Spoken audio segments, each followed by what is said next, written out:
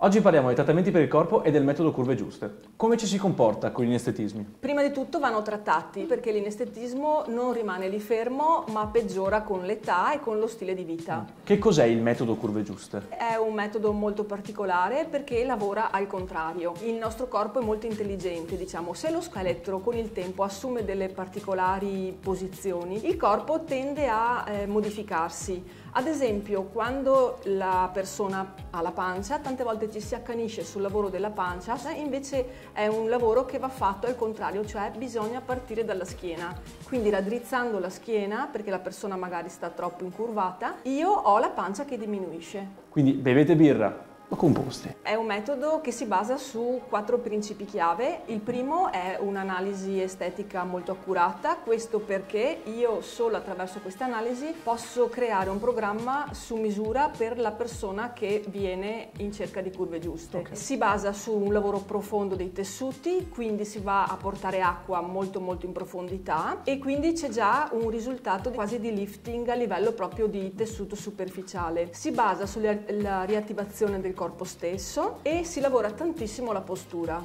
Questo metodo è rivolto a tutti, a 360 gradi, uomini, donne e tutte le età. È un programma a cadenza settimanale, ogni settimana c'è questo trattamento di 2 ore. Nelle 2 ore io praticamente ho creato 36 tecniche che vanno combinate in base al problema che ha la persona, quindi diventa proprio una cosa estremamente personalizzata. E questo era il consiglio del giorno in 90 secondi.